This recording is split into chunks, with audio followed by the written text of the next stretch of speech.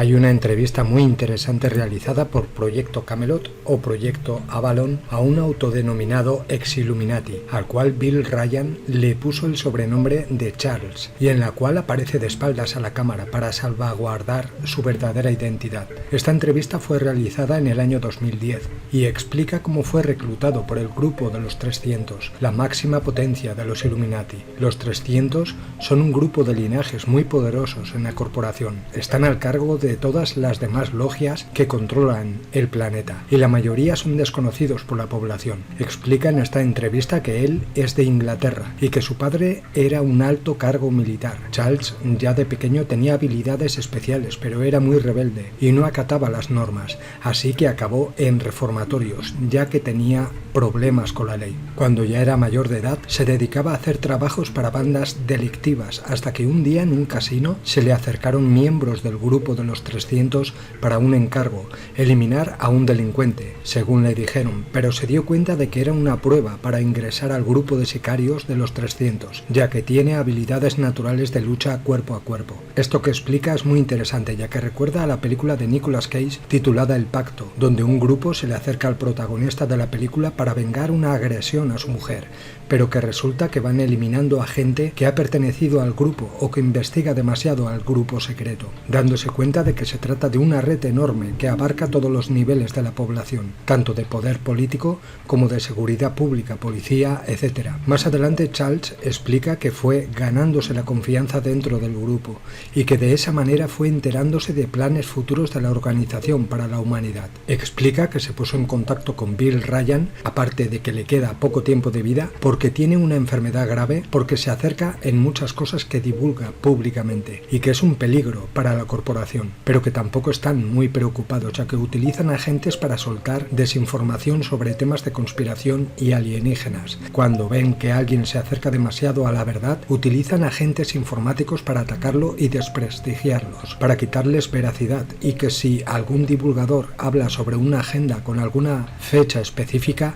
ellos la cambian para dejarlo como un farsante ante el público. Después trata varios programas que tienen preparados los controladores, como la realidad del programa para crear un evento falso para presentar a los extraterrestres.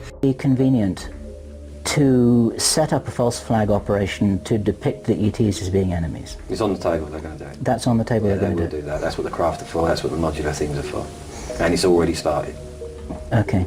Do you know, is this date forecast at all? No dates, no dates. No dates. Get off of that. Just... Never is. Okay. When people start amassing an opinion and it reaches a crescendo, that's when it will start. Okay. Okay. So you're asking me how long does it take for the world's population to start getting worried about that? Okay. It sounds then as if there would be a strategy to start informing people about the ET reality pretty quickly. Now, I presume this is kind of underway. I mean... 4th of July, what's V? Yeah, all of that, yeah. Independence Day, the event. Yeah. Sorry, Independence Day, I meant. Yeah, okay. And so on, Terminator, right. Whatever you But are we ever going to get Obama holding a press conference saying, okay, guys, we need to square with you? But someone will. Somebody will? Yeah. Do you know anything about that at all? No, because it's not there yet, is it? So it's not there yet. There's a drip happening, and the bucket, you're asking me how long that bucket's going to take to fill, but the drip might slow up or speed up. Yeah. You know, so that makes my guess wrong. I wondered if any decision had been made about that, but you're saying it's just a general direction. They're going in a general direction. Yeah. And meanwhile, technology's coming on. It's getting better. Yes. Yes. More convincing. Okay. So there's no hurry. Okay. Interesting. Meanwhile, make education suffer a little, so people are a little bit more dense than they have been. And additives in food, additives in the water. That's a whole nother video. That's something I know quite a lot.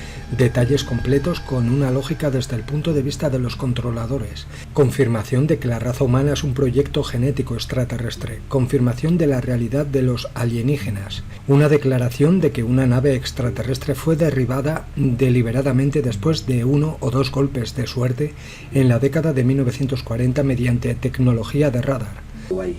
And you cross intergalactic space in a fantastic piece of machinery, yeah, and then you crash in Nevada. Right. Rubbish. Okay. Rubbish. You're shot down. Okay. That's what happened to you. Yes. Because you didn't think that there was any kind of particle weapon or kinetic weapon that could do that. Yes. Well, you wasn't prepared because it was the first time you came. Yes. It got something to do with radar, wasn't it? They discovered that radar would actually do this. Yeah. Am I right? Well, it was quite an aggressive... It wasn't an accident. Okay. I've got you. So you're saying that the so-called crashes weren't crashes, they're actually offensive actions which were discovered... I ask you to understand that because you don't cross intergalactic space and then crash in Nevada, do you? I understand that. You see, that's my axe there, so sorry, go on. I've got you, that's fine. So you're saying that initially there was a way of bringing the craft down that was discovered by accident, and then it was more or less, and then it was fairly quickly a deliberate attempt, utilized. Amazing that it worked. Yes, right. And then when it did, so it's a lucky hit, and then they started to get focused about it. Yeah, well, they realised that it could be done, and then went down the avenue of trying to figure out how they done it and what actually did cause it, and they needed to look at the thing they brought down to do that. Yes, and then they educated them, so they became much better at it. Yes, because then you got the Americans mainly, I guess. Was it only the Americans? Did this happen in every country? No. Let's drop the borders and the nationalities. Okay. So then you got people who are pretty smart, who got their hands on this ET technology, and that was never part of the setup. That was never part of the plan, was it? No. It was never part of the plan. No. Okay. And what kind of problems has that caused? Well, you know what we're like. It's not caused. They want to go. We're going to be the visitors. Confirmación de la existencia de una base en Marte y que estamos listos para salir del sistema solar. So that's what the selection's about. Okay, it's about creating a sort of space crew or a and remember, new. It's the second answer. I understand that. A new breed of humanity who will be well equipped to go off into the cosmos like the Crusaders. Yeah. Yeah, like the Crusaders. Like the Crusaders, and it's like you've got the spirit of the Crusaders, and you give them extraterrestrial technology to move with. There you go. And then. And are any of us in any doubt that we're going to start planet hopping within the next century? Are you actually in any doubt with the technologies available now? Because we're doing it with robots. Personally, I'm in no doubt at all that we've got a Mars base. Oh, right, okay. Is this something you've ever heard about? Yes. Okay. Can you say anything about that? No. All right. Okay. Do you want that off record? No. Okay. All right. That's fine. But for sure, most people who I've spoken to about this subject, who really feel that they do know something about it, will say that we've got all kinds of technology that you wouldn't, let's say that it makes the space shuttle look like a Model T Ford, or perhaps a horse and buggy. So, confirmación de la existencia de que las naves triangulares son creadas por el ser humano con tecnología alienígena. It implies that there are a lot of those crafts, and we're very, very far advanced. Well, I'll tell you something about those craft that's never come out. Tell me. Right, you've got you go to Mexico and something's a mile across, and then you come to Nevada and it's 600 feet across. Okay. It's triangular. Right, yeah. All right. So how about it being 10 triangles that can lock in together and fly in the same formation? Oh, okay. And then they can split. Okay. They fit together like bricks? Yeah. Or like pieces? And can do that in motion. Okay. Is this and these are our craft you're talking about? Yeah. And modular. Yeah. And you're telling So you can see how easy that would be to Yes. confuse every individual, because one day it's a star and the next day it's a triangle. Okay. And then it can split up and go in all different directions. Okay. You try and explain that. It's got to be extraterrestrial, hasn't it? If it can split up into 10 different pieces when it was one craft and then disappear off quite quickly in all different directions. Okay. And you have been told this?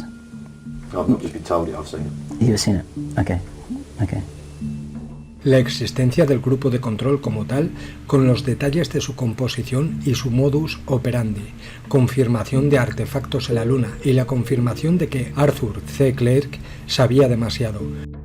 Now, in this very, very interesting conversation we're having here, are you able to say anything about the context and the backdrop to the whole history of this planet and the human race, or is that off record? I'm not talking about the detail, I'm talking about the generality of it. I've seen documented evidence, and I've been shown things. I've been told things about the pyramids that just make sense. They just make sense. Yeah. And I know that people like Arthur C. Clarke knew things, but they again had weaknesses. Yes. That put them in his case, Sri Lanka. Yes. Out of reach. You know, go and read his books. I'm sure you have. Yes. You know, the guy is more or less responsible for the satellites that we use today, and the idea behind them. You know, this is a genius, but he wasn't really. He just knew some stuff. He was present at things, and until they go and until they go back to the moon and put that in a capsule and bring it back, that to me would be quite something. If they bring that piece back, then okay, I might jump on the bandwagon with everybody. Confirmación de que se ha previsto que haya un pico de actividad solar que pueda interferir con los circuitos electrónicos. Confirmación de que el sistema solar es un sistema binario. Mucho más sobre la forma en que se opera el grupo de control, sus objetivos, planes y cómo piensan. Este grupo no son los Illuminati, están por encima. Y el programa de crisis mundial provocando hambruna. Talking about is the deliberate creation of a state of famine where a lot of people are going to die. Is that right? Is that what you're saying? Yeah. Yeah. Well, that would be the result. That would be the result? Yeah. Okay. And that's what happens when you haven't got any food. You starve to death. Yes. Do you know... It's hard to find the geezer who's got his finger on the trigger, isn't it? Yeah. Yes, because it just looks like something, yes. It just looks like something that's sort of happening. Yeah. And it's been looking and sort of happening for the last 7 years. And it is Saturday the 18th of December, 2010. And this is one of the more interesting interviews that I've ever had the privilege of conducting. With me is a man who I've given the pseudonym Charles. And as the name suggests, he's very English. And for reasons that will become apparent as you start to watch this video, he has graciously declined from being filmed with his face on camera. You will hear his voice, which will be unedited and unfiltered, and what Charles has to tell us on record may be one of the more important stories that you will have heard for quite a long time. And this is very unrehearsed, as they all are. And first thing I want to do, Charles, is to thank you. Yes. Do you know, maybe you don't know, but do you know what the target figures for population reduction are? No. Okay. Do those figures exist? I would presume so, yes. Okay. Because there's... well, to do any model, first of all, you need a business plan, don't you, for anything? Right. And of course, a lot of people watching this will know that the so-called target or the ideal population number as stated on the Georgia Guidestones is 500 million, isn't it? Okay. 500 million. Yeah. What do you know about the Georgia Guidestones? Right. You educate me. They found who'd done it yet?